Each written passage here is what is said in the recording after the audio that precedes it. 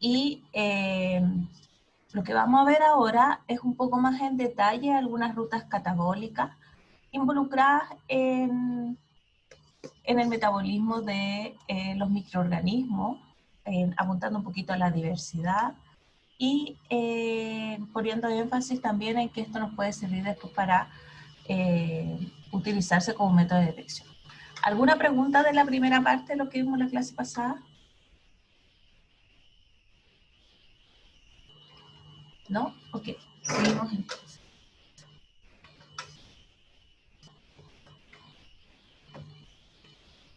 Ya, entonces en esta clase vamos a ver la comparación entre la respiración y la fermentación y la diversidad catabólica de los microorganismos. Bueno,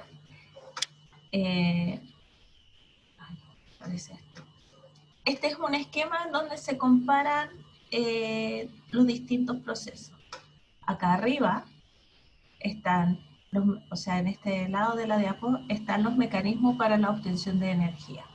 Entonces tenemos por un lado la obtención de energía a partir de la luz. ¿Cómo se llaman esos microorganismos, Melanie?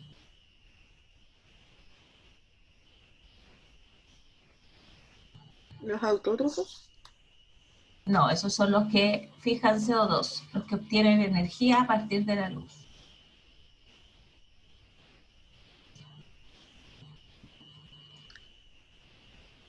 Fotosintéticos, la verdad, profe, no recuerdo mucho. Ya, pues chiquillo, ya pues, necesito que participen en clase, ya, y que estudien, si no, en realidad, Profe, ¿eran los fotoautótrofos, no? los fotótrofos, sí. ¿Y cómo se llaman los que lo obtienen de compuestos químicos?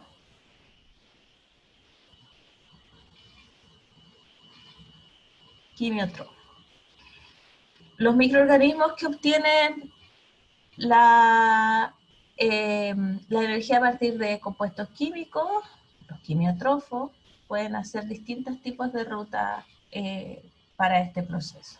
Uno de ellos puede ser a través de la respiración celular o bien a través de un proceso más corto que es la fermentación. La fermentación puede ser, o sea, habitualmente no requiere oxígeno porque el aceptor final de electrones no es el oxígeno. Por su lado, la respiración puede ser con oxígeno o sin oxígeno. Eso quiere decir que el aceptor final de electrones puede ser esa molécula u otra. ¿Ya? El proceso de respiración requiere muchas más rutas metabólicas, pero es mucho más eficiente en el momento de obtener energía. Se obtienen 38 ATP de una molécula de glucosa. Por otro lado, a partir de la fermentación, sea cual sea la fermentación, solamente se obtienen como resultado neto la producción de 2 moléculas de ATP a partir de una molécula de glucosa. ¿Ya? Ahora, si hacemos un zoom dentro de esta parte del esquema, aquí vamos a ver las rutas metabólicas involucradas en cada uno de ellos. El primero que está aquí, el que estoy indicando, es la respiración celular. Entonces hay una primera etapa que se denomina glicólisis o glucólisis, en el cual la molécula de glucosa se transforma a piruvato. Esto pasa a través de varias reacciones bioquímicas y el resultado neto es la producción de piruvato, de NADH y de 2 moléculas de ATP. ¿Ya? Posteriormente, para seguir con este proceso de respiración, el piruvato se debe oxidar y se oxida a acetil-CoA. Y este acetil-CoA entra al ciclo de Krebs, en donde se produce en realidad una oxidación de la glucosa, se produce CO2, se va eliminando parte de los carbonos de esta molécula, y todos los electrones pasan al NAD+, produciéndose una acumulación de NADH. Y en la cadena transportadora de electrones, que es la última etapa, estos electrones del NAD+, del NADH, perdón, son entregados a distintos componentes que transportan estos electrones, permitiendo que cada vez estén más excitados estos electrones, de modo que después puedan ser incorporados a una molécula de oxígeno, ¿ya? Y ese oxígeno se reduce ¿a qué molécula se reduce? A agua, ¿ya? El aceptor final de electrones puede ser oxígeno o puede ser otra molécula.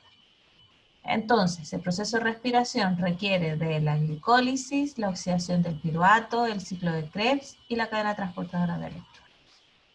Por otro lado, la fermentación comparte la primera etapa, que es la glicólisis. Su producto es piruvato y NAD+, 2 moléculas de ATP. Y lo que ocurre aquí es que en vez de seguir con todas estas rutas para producir más ATP, simplemente hace un par de reacciones, una o dos reacciones para recuperar el poder redox y poder seguir oxidando glucosa. Esto es debido a varias cosas. Este proceso es más rápido, es menos eficiente, pero tiene menor requerimiento bioquímico. No todos los microorganismos tienen todas las rutas bioquímicas que hay desde aquí, desde la oxidación de piruvato hasta la cadena transportadora de electrones. Si ustedes se acuerdan de bioquímica, se van a recordar, o sea, van a visualizar un montón de rutas metabólicas. La verdad es que poder respirar significa ser un organismo bastante complejo porque requiere muchas rutas, compartimentos diferentes y además transportar electrones es peligroso porque producen oxidación, entonces tienes que protegerte de la oxidación, ¿ya? Aquí hay dos tipos de fermentación representadas, una es la fermentación láctica y el otro es la fermentación alcohólica, ¿ya? Entonces, este esquema lo que nos permite ver es que todas las rutas catabólicas parten igual, todas las rutas catabólicas de los quimiotrofos, a partir de la glucosa, bueno, después vamos a ver que puede ser a partir de otras moléculas, comparten la primera etapa que es la glicólisis hasta el piruvato y de ahí divergen. Uno tiene varias reacciones para producir CO2 y agua, que es la respiración celular, y 38 moléculas de ATP. Y la fermentación produce 2 moléculas de ATP y aquí en esta cajita morada se diversifican. Algunos producen fermentación láctica, fermentación alcohólica, fermentación acética, fermentación ácido mixta, etc.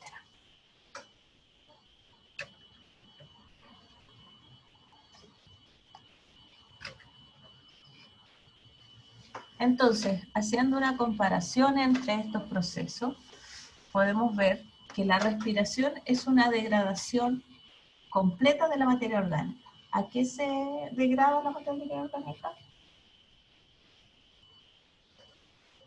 ¿Cuáles son los productos de la respiración?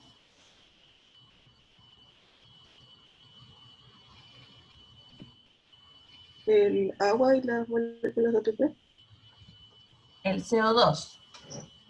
Recuerden que la glucosa es un esqueleto carbonado.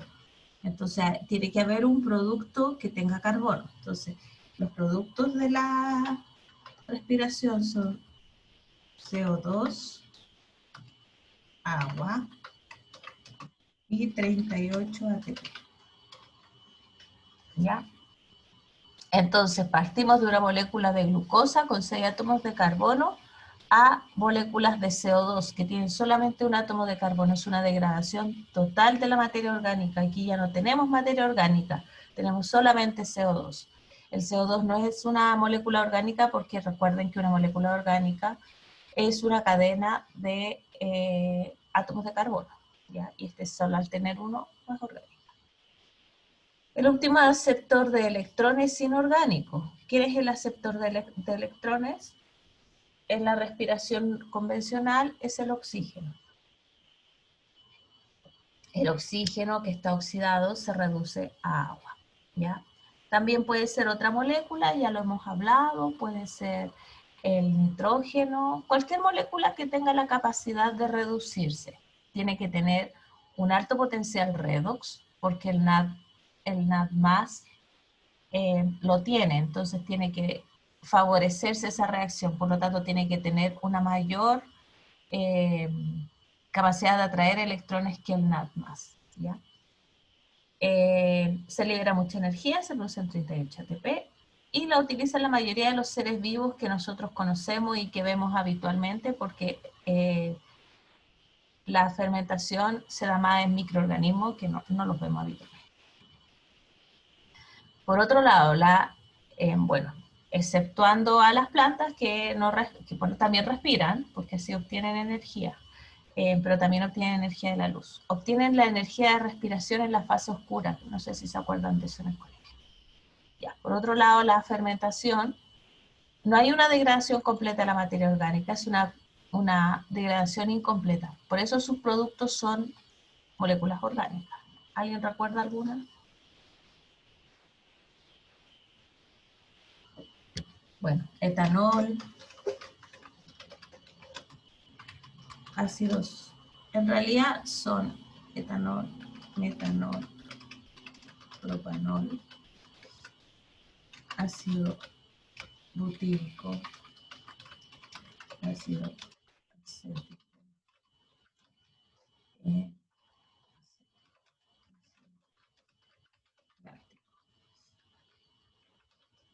entonces, en general, son moléculas de alcohol o de ácido orgánico. Todas tienen entre 3 a, bueno, puede ser hasta una átomo de carbono, o 2, la mayoría tiene 2. Y eso porque el piruvato tiene 3 átomos de carbono. Entonces, de ahí en adelante solamente se produce, ya sea por una o por 2 reacciones bioquímicas, la oxidación del piruvato. Aquí la molécula que acepta los electrones y por lo tanto que se reduce, que se reduce, no que se oxida. El que se reduce es el piruvato, ¿ya? Y el NADH se oxida a NAD+, y de esa manera puede volver a las primeras etapas de la glicólisis. Entonces el último aceptor es un compuesto orgánico, habitualmente, o sea, es el piruvato. El piruvato es el que se reduce, pero se puede reducir a distintas moléculas, alcoholes o ácidos orgánicos. Se libera poca energía, solamente se liberan 2 moléculas de ATP por molécula de glucosa. Y lo utilizan principalmente microorganismos, los más comunes son las levaduras, que las que conocen más, son más cotidianas porque producen un montón de transformación de materias primas. Y otras bacterias, muchas otras bacterias, ¿ya?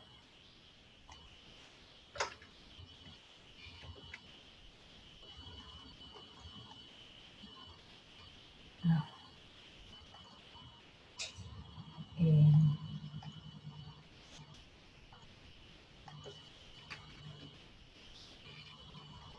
Ya, recordando un poquito los detalles de esta ruta, esto representa principalmente la glicólisis. Podemos ver que todo parte en la glucosa, y hay varias reacciones que estas las vieron en detalle el semestre pasado, en la que en las primeras etapas simplemente se hace una activación de la glucosa, se le ponen átomos de fosfato, o sea, moléculas de fosfato, para que se active y de esta manera sea más fácil romper esos enlaces. Acuérdense que el enlace fosfato, o sea, la molécula de fosfato tiene una alta electronegatividad, entonces atrae electrones. Y eso hace que, acuérdense que los enlaces es compartir electrones. Entonces, si una molécula en un extremo le pones algo que atrae muchos electrones, ese enlace es más fácil romperlo, ¿ya?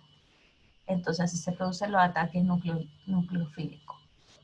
Y lo que ocurre aquí es que se va activando esta molécula de glucosa hasta tener 2 enlaces, 2 moléculas de fosfato asociadas, y después se produce la ruptura de estos dos, de este esqueleto de 6 átomos de carbono en 2 esqueletos de átomos de 3 carbono. Y finalmente se transforma en piruvato a través de una fosforilación a nivel de sustrato. Eso es lo que ocurre aquí en forma de ATP. No sé si se acuerdan, se denomina fosforilación a nivel de sustrato porque no es a través de la cadena transportadora de electrones, ¿ya? Es un producto de una reacción bioquímica.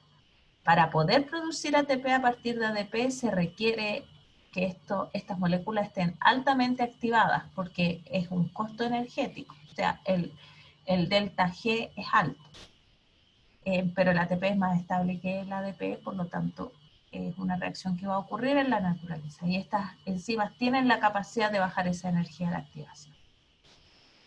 Aquí también pueden ver que las pentosas, o sea, otros azúcares que no tienen 6 átomos de carbono, sino que tienen 5, también pueden ingresar a esta ruta, ¿ya? Y lo mismo el gluconato. Entonces, todos los hidratos de carbono pueden ingresar a la glicólisis. Todos ellos son dadores de energía y todos ingresan en alguna etapa en la glicólisis. Esto es súper importante porque de ahí deriva la capacidad de obtener energía de cualquier hidrato de carbono.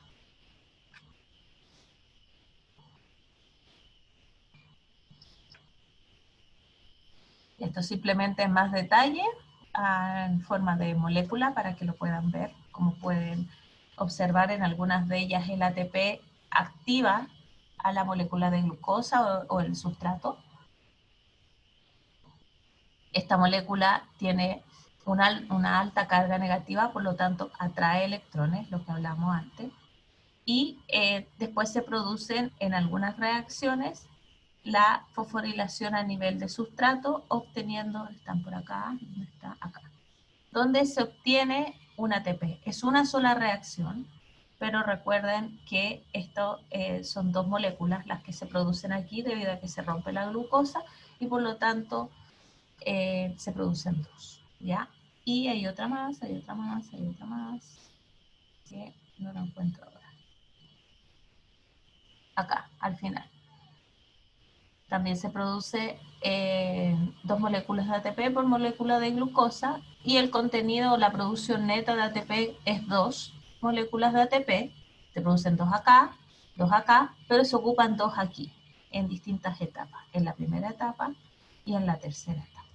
Ya. Ahora sí, nos recordamos un poquito, sin entrar en detalle, en el ciclo de Krebs o ciclo del o ciclo de los ácidos tricarboxílicos, vamos a ver que en realidad lo que ocurre en esta etapa, el piruvato se transforma antes en acetil-CoA. Esto ocurre río arriba, ¿ya? En el caso de los eucariontes no ocurre en la mitocondria, ocurre en la entrada a la mitocondria, ¿ya?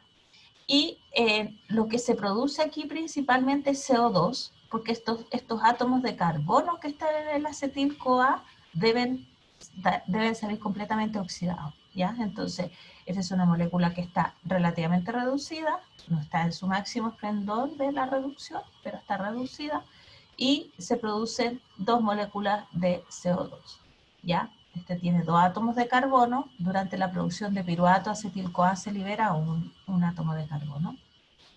Y lo que va ocurriendo es que si esta molécula se oxida, el NAD se reduce, ¿ya? También hay un montón de reacciones de reducción.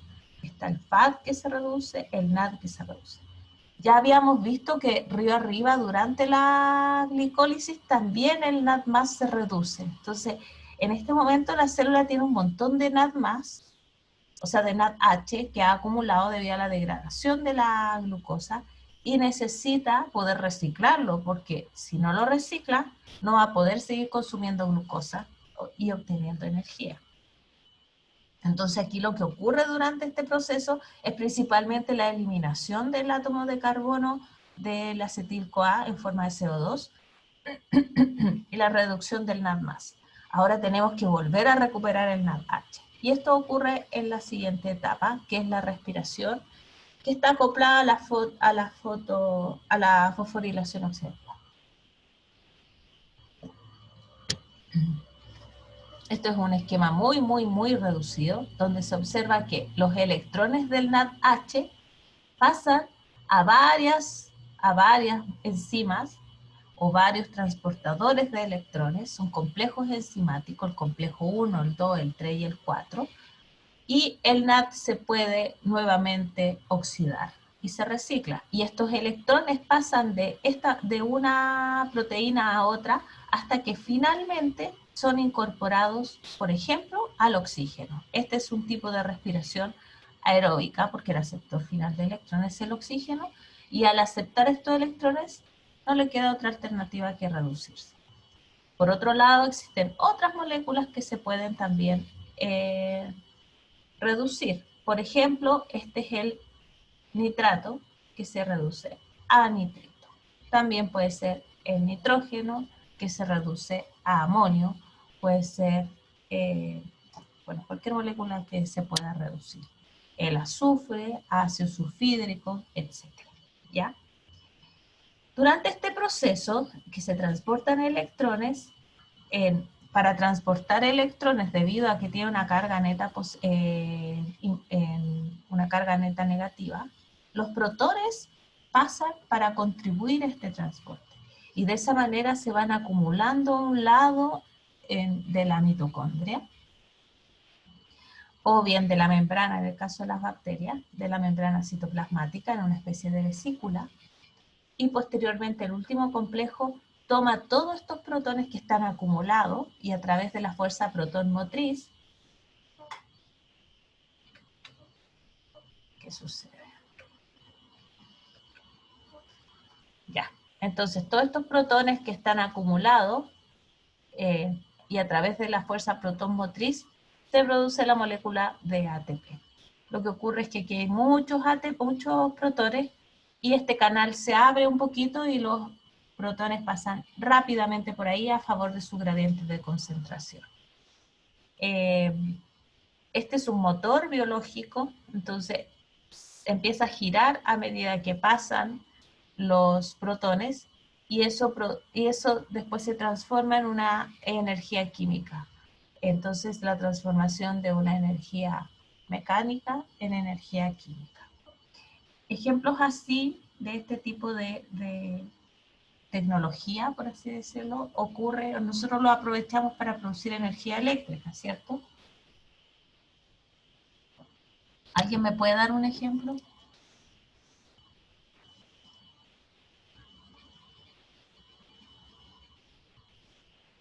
Ok. Algunos ejemplos son, por ejemplo, son en una central hidroeléctrica, el agua está acumulada en una represa y cuando se abre un túnel, el agua pasa rápidamente y mueve una turbina. Y posteriormente este movimiento se transforma en energía eléctrica. Esto es lo mismo. Pasa un chorro de electrones, o sea, de protones, perdón, y va moviendo este motorcito y esa energía mecánica, en este caso no se transforma en electricidad, sino se transforma en energía química.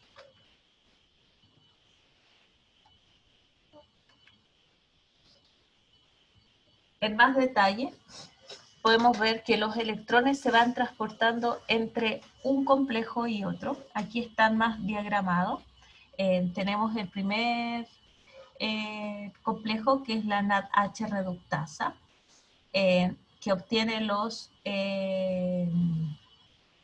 electrones del NADH y posteriormente se lo entrega a una ubiquinona que se mueve hasta el citocromo C reductasa, se lo entrega a la citocromo C oxidasa. Este es importante porque después en las pruebas bioquímicas se hace una prueba de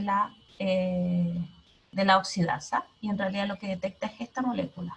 Por lo tanto, ese microorganismo tiene la capacidad de respirar. Los electrones se van moviendo y a medida que se van moviendo los electrones, se va generando este gradiente de protones en el espacio intermembrana de la mitocondria. Y posteriormente todos estos protones pasan rápidamente a través de la ATP sintasa, produciendo el movimiento de esta molécula y finalmente la producción de ATP. ¿Ya? Los electrones finales, los que quedan aquí en la citocromo C oxidasa, son pasados a la molécula. ¿A qué molécula? ¿Cuál es el producto de la respiración? oxígeno para producir agua. En más detalle, aquí están los productos. El NADH, perdón, se transforma en NAD+, y este protón pasa al espacio intermembrana. Los electrones que entrega el NADH son transportados al complejo 3. El complejo 2 solamente recluta los electrones del FADH2. Y también se los pasa a una ubiquinona que llega al complejo 3. El complejo 3 es la citocromo C reductasa y lo que hace es también producir un par de protones que pasan al espacio intermembrana y transportar estos electrones hacia el complejo 4. Y el complejo 4 es el que finalmente toma estos electrones, estos dos electrones, y lo pasa desde una molécula de agua, al oxígeno, produciendo una molécula de agua, ¿ya? Todos estos protones que se acumulan por cada molécula de NADH permiten que este motor biológico funcione. Todos los protones pasan a través de este canal, mueven este complejo enzimático y pueden producir en ese movimiento la producción de ATP debido a la unión del ADP con un enlace fosfato. Más detalles de lo mismo.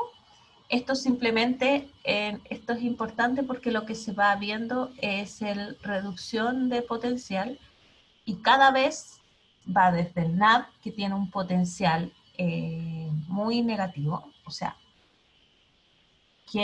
está muy reducido, a moléculas que están un poco más oxidadas, hasta que finalmente el aceptor final de electrones, el oxígeno, es una molécula altamente oxidada. Cualquier molécula que esté más oxidada que el citocromo C oxidasa puede ser el aceptor final de electrones. Entonces aquí tenemos todo este rango de electronegatividad o potencial de reducción para que se observe la diversidad que hay en la naturaleza. No solamente se respira oxígeno, sino que se puede respirar cualquier molécula que esté dentro de este potencial de reducción, en esta caja naranja que está acá abajo, ¿ya? Aquí hay algunos ejemplos con potenciales de reducción que están en este rango. Lo que está arriba son respiraciones más cortas. En el fondo no se necesita ni el complejo 1, ni el 2, ni el 3, sino que simplemente toman los protones, o sea, los electrones del NADH y lo transfieren directamente a una molécula, como por ejemplo, en este caso, se está respirando carbonato y se produce CO2, o en este caso se está respirando ácido sulfídrico, azufre y se transforma en ácido sulfídrico. Aquí es CO2 que se produce carbonato, perdón. Bueno, acá se puede ver que existe. Acá se está respirando CO2 para producir metano. El metano es el gas natural. Esto es lo que ocurre habitualmente en los vertederos de basura, por eso se produce gas natural, y si se puede de alguna manera canalizar, o sea, un vertedero está bien hecho y se mantienen las bacterias necesarias y arqueas asociadas a este proceso, tú podrías de la basura obtener metano. Se pueden respirar también en sulfato para producir ácido sulfídrico. Y bueno, los más electronegativos con mayor potencial de reducción requieren que los electrones se vayan transportando por distintas capacidades electronegativas hasta llegar a las respiraciones más importantes, como por ejemplo la del nitrato. Esta respiración del nitrato a nitrito y finalmente a nitrógeno es una parte súper relevante en el ciclo del nitrógeno, ¿ya? Estas reacciones ocurren habitualmente en el suelo, liberando finalmente el nitrógeno en forma de gas. Esta es la parte en que se libera el nitrógeno de vuelta a la atmósfera. En la primera parte del ciclo del nitrógeno, el nitrógeno molecular pasa a ser parte del suelo, transformándose en amonio y finalmente en nitrato, perdón. Y en ese periodo las plantas lo pueden absorber. Entonces, súper importante este tipo de respiración, no solamente para mantener la atmósfera, sino también para el crecimiento de las plantas y el enriquecimiento del suelo. Microorganismos como estos son súper importantes en la naturaleza porque permiten que el nitrógeno molecular que está en el aire pase a ser parte de las macromoléculas, y nosotros tenemos un montón de macromoléculas que tienen nitrógeno, como por ejemplo los aminoácidos, las bases nitrogenadas. Otro compuesto que se puede respirar es el hierro más oxidado se puede reducir, el hierro 3 más se puede reducir a hierro 2 más. Y bueno, el que tiene mayor potencial redox es el oxígeno, es una molécula que está oxidada, muy oxidada, y puede aceptar electrones para transformarse en agua. ¿Alguna pregunta? Ok, pasamos a la siguiente. Y esta diapo creo que es la final, en donde ustedes pueden ver toda la diversidad de fermentaciones que se puede ver en la naturaleza.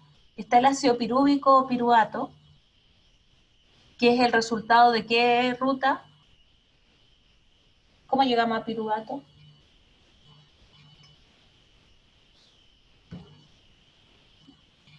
De la glicólisis. Con la... De la glicólisis llegamos a piruvato, y el piruvato a través de distintas rutas metabólicas y por lo tanto de distintas enzimas y en distintos microorganismos puede formar distintos productos. Un ejemplo que ustedes deben conocer, porque es muy habitual observarlo en la industria de los alimentos, es la fermentación láctica, en el cual el ácido pirúvico o piruvato se transforma en ácido láctico. Y aquí en azul abajo están los microorganismos que producen estas reacciones. Se denominan en forma genérica bacterias ácido lácticas. Y este ácido láctico disminuye el pH del lugar, el medio de cultivo. Y esto le da una ventaja, porque no todos los microorganismos pueden resistir un entorno ácido, ¿ya? La acidez que se va a producir va a depender del pK del producto. Y en la industria de los alimentos se utiliza esta ventaja para producir, ¿qué producto? ¿Qué producto se produce a partir de esta fermentación?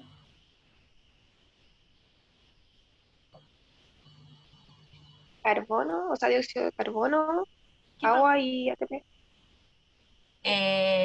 No, los productos son ácido láctico, dos moléculas de ATP que se producen acá arriba en la glicólisis, y el ácido láctico, o esta producción, esta fermentación, tiene una aplicación en la industria de los alimentos. ¿Qué aplicación? ¿Qué producto se obtiene a partir de esta reacción que hacen estos microorganismos? ¿Alguien sabe? Bueno, la producción de yogur. En la leche se agregan bacterias ácido-lácticas, toman la lactosa, que es un disacárido, lo rompen para producir dos monosacáridos que entran a la glicólisis, ambos entran a la glicólisis en distintas rutas, en distintas partes, y producen ácido pirúvico o piruvato, el cual mediante una reacción bioquímica propia de esas bacterias, porque tiene la enzima asociada a ese proceso, se transforma en ácido láctico. Ese ácido láctico baja el pH de la leche, y al disminuir el pH se produce la denaturación de la caseína, que es la proteína de la leche, y formación del coágulo. Y así obtenemos el yogur, ¿ya? Por otro lado, otra de las reacciones más conocidas, ¿dónde está? ¿Dónde está? Metanol, acetanol. No está. Aquí está, el etanol. El piruvato, a través de reacciones bioquímicas, puede formar el etanol. En realidad son dos reacciones las que deben ocurrir para la formación de etanol. El ácido láctico se forma a través de un proceso enzimático, el alcohol se forma a través de dos, y Entre el ácido pirúvico, el piruvato y el etanol se produce acetaldehído. El acetaldehído es una molécula que se va acumulando cuando nosotros ingerimos etanol. Se produce el proceso inverso. El etanol se transforma en acetaldehído y después en piruvato para poder ser eliminado de nuestro organismo, y a partir de esto lo respiramos. Entonces, el acetaldehído es la molécula responsable de la resaca, ¿ya? Pero bueno, los microorganismos hacen la ruta contraria para poder obtener energía y reciclar el poder redox. Y lo que hacen es tomar el piruvato, transformarlo en acetaldehído y después en etanol. El etanol, a diferencia del ácido láctico, es un alcohol con 2 átomos de carbono. Este también produce un cambio en el entorno y evita que crezcan otros microorganismos, porque no todos los microorganismos pueden resistir el etanol, ¿ya? ¿Algún ejemplo de microorganismo que produce etanol durante su fermentación?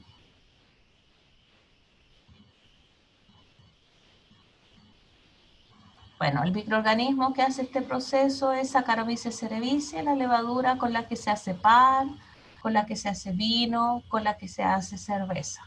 En ese caso, toma los azúcares complejos de la maltosa, de la malta, de la harina malta o la cebada. Esos se tienen que romper, por eso se produce primero un proceso de activación de la amilasa que se denomina, donde se rompen los azúcares complejos de la cebada y posteriormente se incorpora la levadura que va tomando estos azúcares más sencillos y mediante el proceso de fermentación alcohólica obtiene energía. Y el producto de esa obtención de energía es alcohol.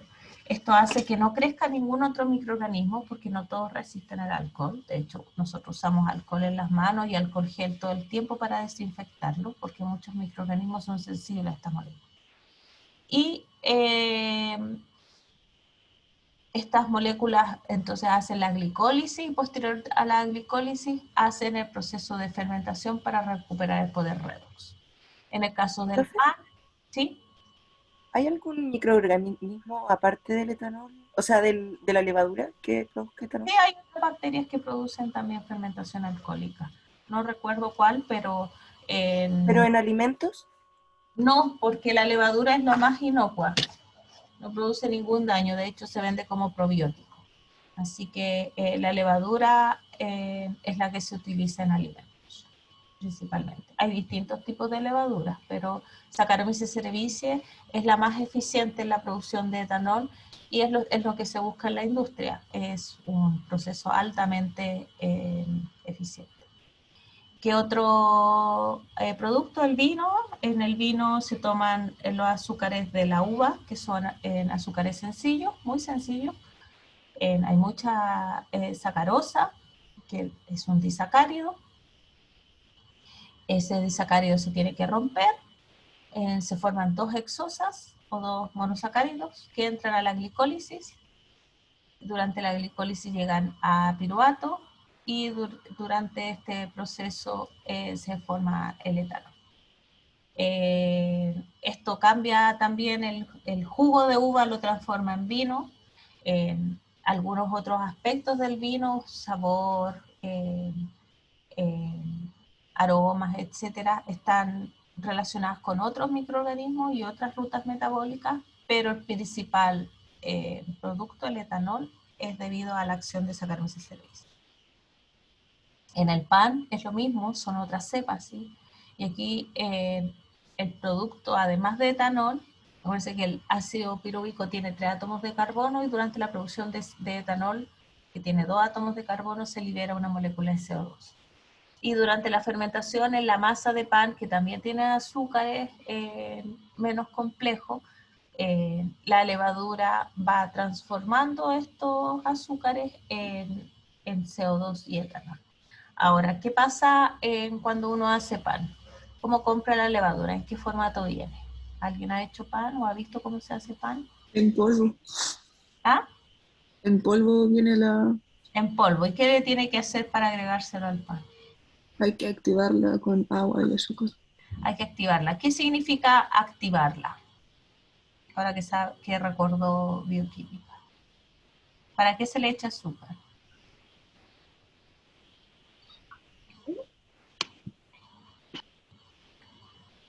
Bueno, lo que se hace en el fondo es hidratarla. Primero, por eso se le pone agua. Se le pone agua tibia, porque los microorganismos, igual que nosotros, requieren cierta temperatura para sus reacciones bioquímicas.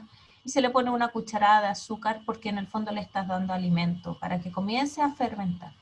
Si uno deja la levadura en una tacita con agua tibia, el agua no tiene que estar hirviendo, tiene que ser tibia, porque si no mato los microorganismos. Agua tibia y azúcar y lo tapo, lo que va a ocurrir es que empieza a formarse burbujitas. Y eso es debido a que está fermentando, está produciendo CO2 y etanol. Toda la ruta bioquímica, la glicólisis y la fermentación están en esa tacita. Así que lo pueden ver cuando hagan pan. Y pueden explicar todo lo que está ocurriendo en ese microorganismo. Cuando se pone en la masa, esta levadura sigue fermentando y al producir CO2 se van produciendo los alvéolos en la masa del pan, ¿ya? Bueno, pero esos son los más conocidos y que tienen varias aplicaciones en la industria de los alimentos, pero existen un montón de otras reacciones que no necesariamente tienen aplicaciones.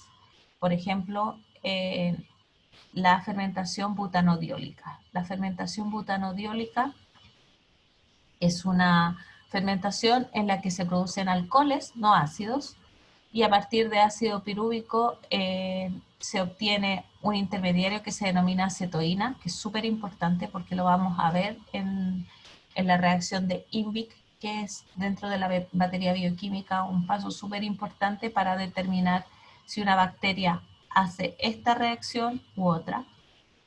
Y finalmente se produce butanodiol. El butano tiene 4 átomos de carbono y el piruvato tiene 3, por lo tanto se necesita incorporar un átomo de carbono.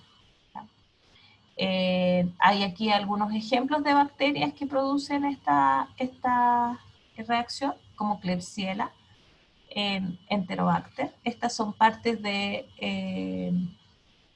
las enterobacterias que están en el intestino, son bacterias gram negativas. Y Klebsiella pneumoniae es un patógeno que produce la neumonía. Y Bacillus es un patógeno también. Hay algunos Bacillus que es porula, o Bacillus cereus, y se encuentra en los cereales. Por otro lado, existe la posibilidad de transformar, acuérdense, siempre en ácidos o en alcoholes, en transformar el piruvato en ácido acético. Un ejemplo es Clostridium. Existen varios Clostridium.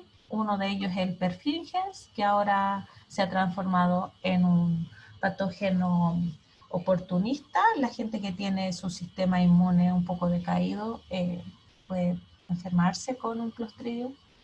Y lo que hace esta bacteria es crecer, por ejemplo, en la carne, en las zonas con menos oxígeno, en la carne, por ejemplo, en basal vacío o en atmósfera modificada, puede crecer esta bacteria y produce ácido acético. El ácido acético también disminuye el pH y por lo tanto evita el crecimiento de otros microorganismos y Clostridium comienza a crecer sin ningún obstáculo. Otros microorganismos hacen fermentación ácida, por ejemplo, la fermentación ácido mixta, que habitualmente se compara con la butanodiólica, porque muchos de los patógenos asociados a alimentos o hacen la fermentación butanodiólica o la ácido mixta. Y aquí lo que ocurre es que el microorganismo no produce una sola molécula o un solo tipo de fermentación, sino que puede producir más de una, como por ejemplo producir isopropanol y ácido butírico, ¿ya? Y esto es porque comparten algunas enzimas, algunos productos y sustratos que se van generando durante la fermentación. Aquí está el ejemplo de Salmonella E. coli. Ellas lo que hacen es finalmente es una especie de respiración, por así decirlo, se produce CO2 a partir de ácido fórmico. El ácido fórmico es el producto de la fermentación de Shigella y nos puede permitir para distinguir Shigella de Salmonella y de coli, que si ustedes la miran a microscopio se ven exactamente iguales, ambas, o sea, las 3 bacterias son gram negativas. Pero se difieren metabólicamente y aquí yo puedo observar esta diferencia en este esquema, pero lo puedo ver después en medios de cultivo con indicadores de pH. Y bueno, y otras, por ejemplo, producen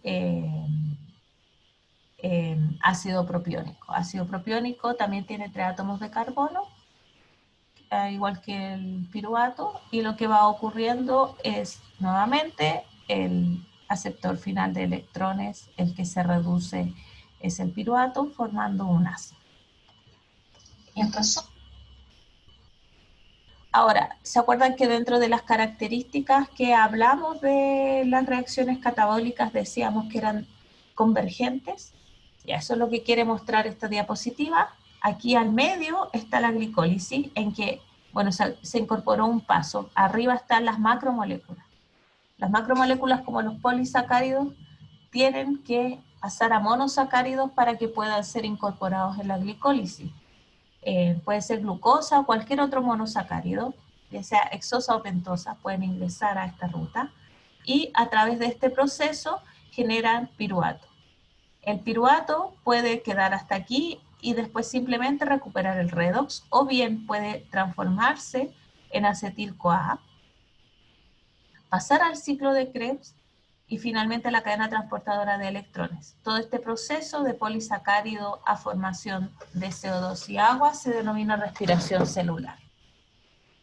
Y se produce en ATP en la glicólisis y durante la fosforilación oxidativa en la cadena transportadora de electrones. Por otro lado, los lípidos, las grasas complejas, también se pueden alimentar este proceso de respiración. Lo que hay que hacer es transformar los lípidos complejos en ácidos grasos, y esos ácidos grasos se van rompiendo cada 2 átomos de carbono para formar acetil-CoA. Y el acetil-CoA entra al ciclo de Krebs y finalmente a la cadena transportadora de electrones para producir energía. Cada ácido graso es complejo y es largo. No sé si se acuerdan, pero me imagino que no.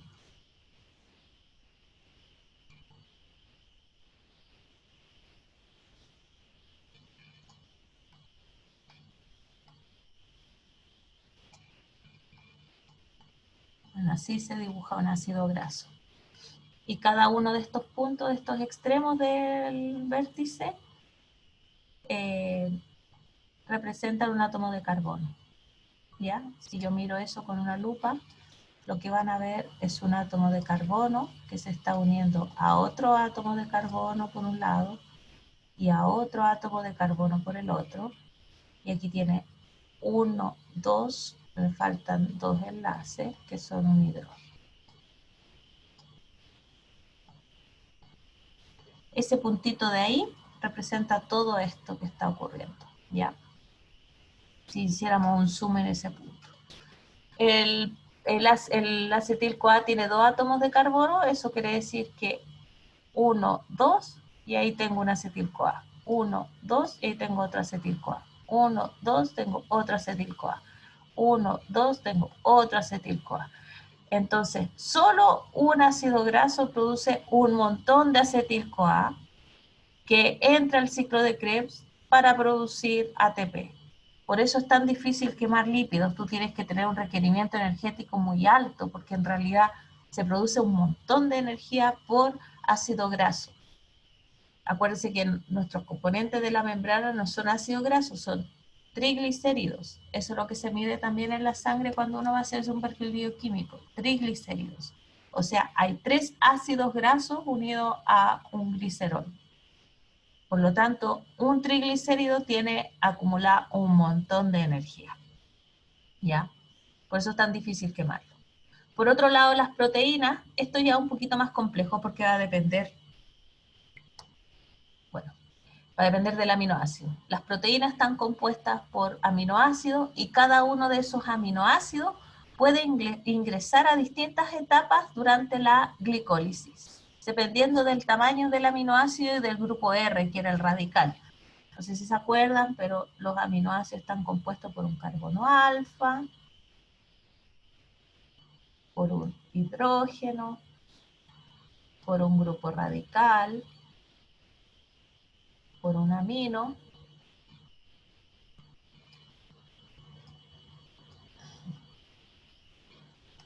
y un carboxilo.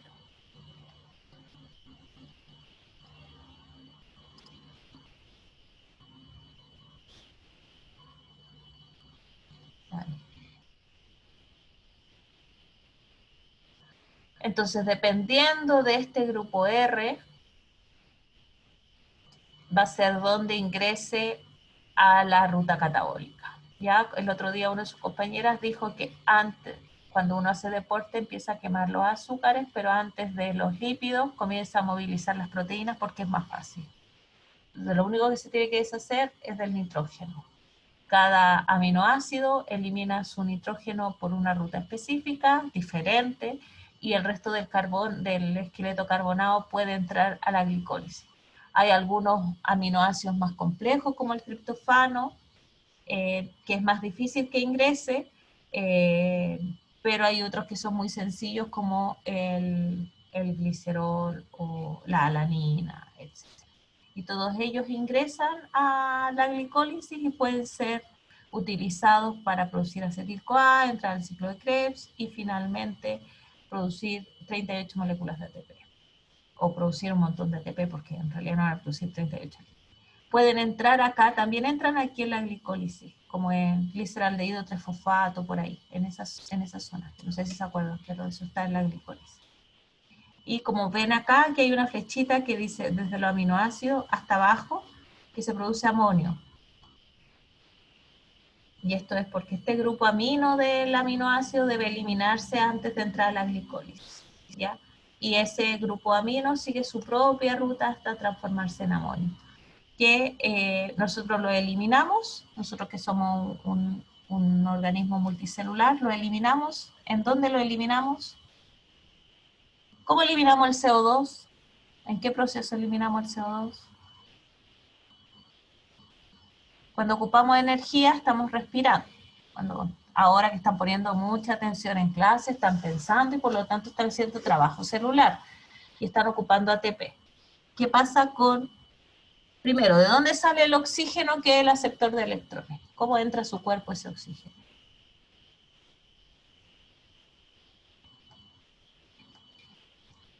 A través de la respiración. De la inhalación ustedes toman el oxígeno del aire. ¿Y cómo eliminan el CO2?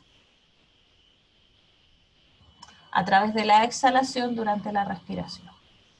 Y el amonio, si después de clase se va a trotar, empieza a hacer más trabajo, lo que va a ocurrir es que se le va a acabar su reserva de glucógeno que acumuló en el hígado y probablemente empiece a generar cierto daño muscular para aprovechar una fuente de energía mientras empieza a movilizar los lípidos. Pero mientras está consumiéndose ese músculo. ¿Qué pasa con el nitrógeno? El nitrógeno va saliendo de los aminoácidos y ¿cómo lo eliminamos nosotros en nuestro cuerpo? Entonces se elimina el amonio o el amoníaco.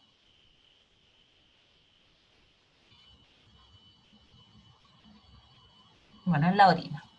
Entonces, todo nuestro sistema circulatorio, respiratorio y digestivo están íntimamente relacionados con estos procesos catabólicos de obtención de energía y de generación de macromoléculas. Bueno, para terminar, siempre termino con la misma diapo final. ¿Por qué? Porque espero que ahora puedan entender mucho más este complejo cuadro, ¿ya?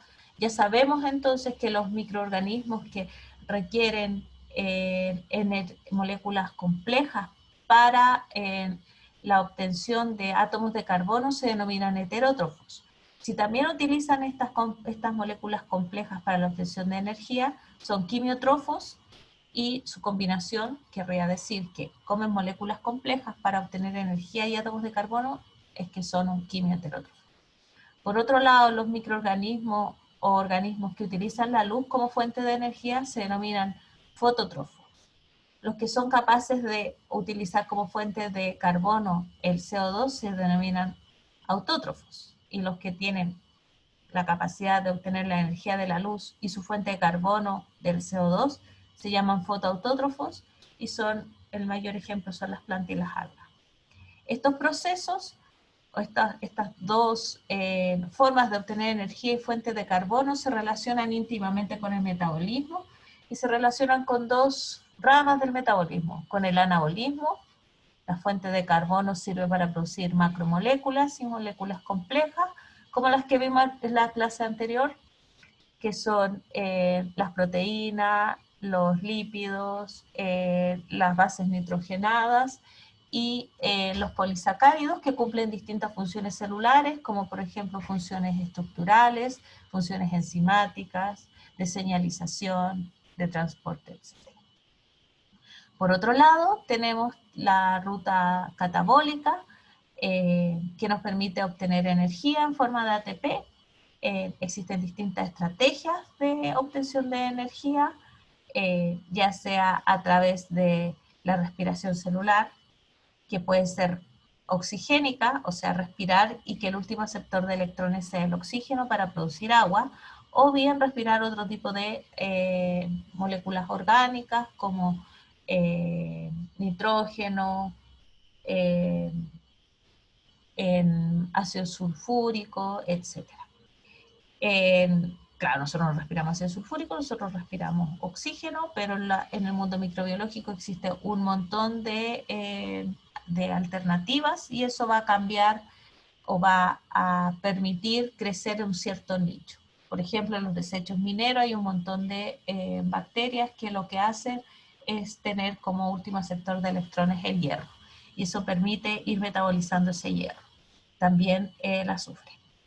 ¿Y para qué nos sirve? Estas dos rutas, las anabólicas y las catabólicas, están conectadas y permiten la obtención de energía en las rutas catabólicas, que pueden ser utilizadas ya sea en la síntesis de otra macromolécula o en trabajo celular, de por ejemplo movimiento, producción de calor, etc. ¿Qué, chiquillos? ¿Alguna duda? ¿Algún comentario? ¿No? Bueno, entonces nos vemos el lunes a las 8 de la mañana para la última clase de este ciclo, que sería la introducción a la microbiología de alimentos. Habitualmente ahí